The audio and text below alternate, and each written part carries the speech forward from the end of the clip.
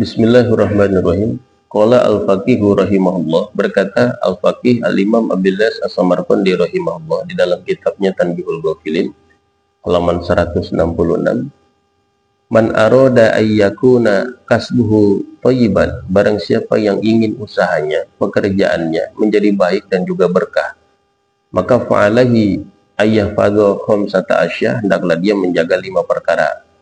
Apabila 5 perkara ini dia jaga, maka garansi Allah akan berikan keberkahan, kebaikan pada usahanya. Awaluha, yang pertama, alla yuakhira syai'an min faraidillahi ta'ala li ajlil kasbi wa la yudkhilan naqsa fiha. Jangan atau tidak mengakhirkan kefarduan-kefarduan Allah dan tidak mengurangi kefarduan-kefarduan Allah karena alasan usaha. Kita dapati sekarang ini banyak orang yang dengan alasan usaha dia tinggalkan sholat, atau dia kerjakan sholat hanya sebagian saja, hanya maghrib saja, hanya subuh saja.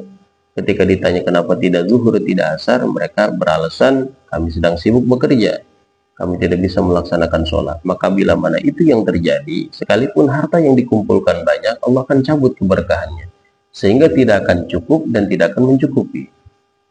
Wasani, yang kedua, alla yu'dhiya ahadan min khalqillahi ta'ala li ajlil kasbi. Tidak menyakiti siapapun daripada makhluk Allah karena alasan usaha, baik dari segi ucapan maupun dari segi perilaku.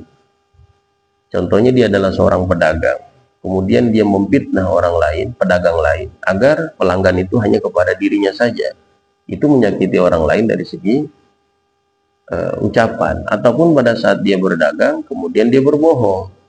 Dia bilang dagangan dia manis, tapi kemudian dagangannya itu adalah asam, contohnya buahnya asam, lalu si pembeli yang percaya itu manis pulang dengan harapan buah tersebut manis, ketika dimakan ternyata itu adalah asam, maka dia menyakiti orang lain dari segi ucapan. Jadi kata-katanya, bohongnya dia menyakiti orang lain.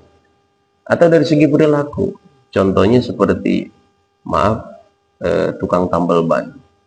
Banyak kita saksikan ada beberapa oknum tambal ban yang kemudian menebar paku di jalan dengan harapan banyaknya ban motor yang bocor atau ban mobil yang bocor, sehingga berdatangan kepada bengkelnya ataupun tambal bannya. Sekalipun zuhirnya banyak harta yang dikumpulkan dari perilaku buruk tersebut, maka Allah akan cabut keberkahannya. Sebab kenapa? Dia menyakiti orang lain dari segi perilakunya, usahanya tidak akan berkah. Kemudian wasalisu, yang ketiga, ayyaksida bikasbihi istifafan li nafsihi wal iyalihi. Tujuannya dari segi usaha tersebut adalah memenuhi kebutuhannya dan juga keluarganya, serta menghindarkan dirinya dari meminta-minta kepada orang lain. Wala yaksida bihil jam'a wal kathrata, dan tidak punya tujuan untuk mengumpulkan dan memperbanyak harta sebanyak-banyaknya.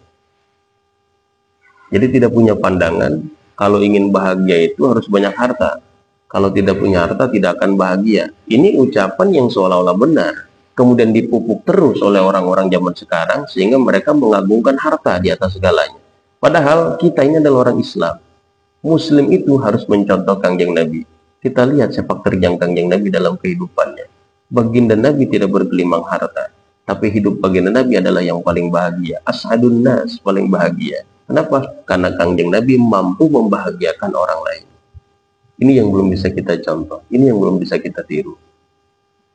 Kemudian warrabi'u, yang keempat, alla yujhida nafsahu fil kasbi jiddan. Dia tidak memporsir dirinya pada saat usaha sedemikian capek, sedemikian rupa.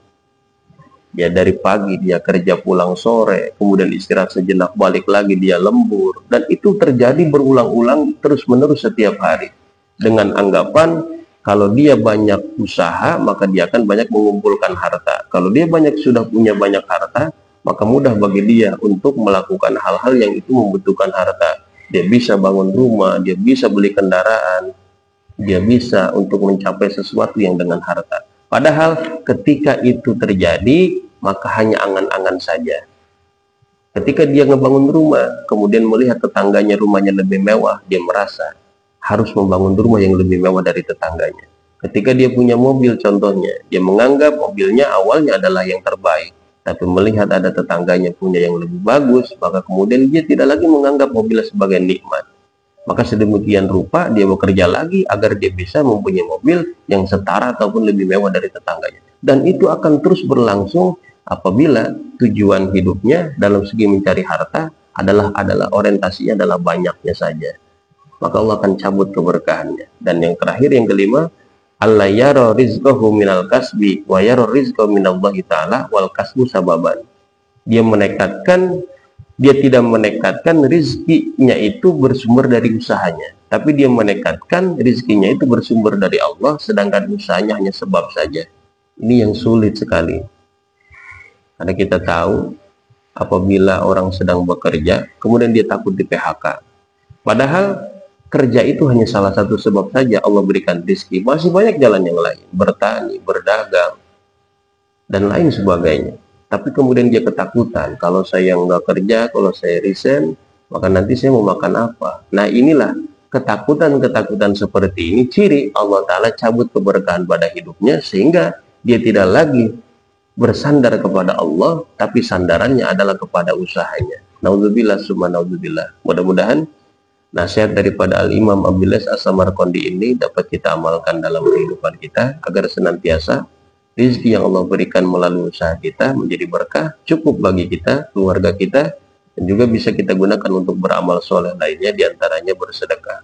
Mudah-mudahan ada manfaatnya. Hadanallahu wa iyyakum ajmain. Wallahu a'lam bishawab.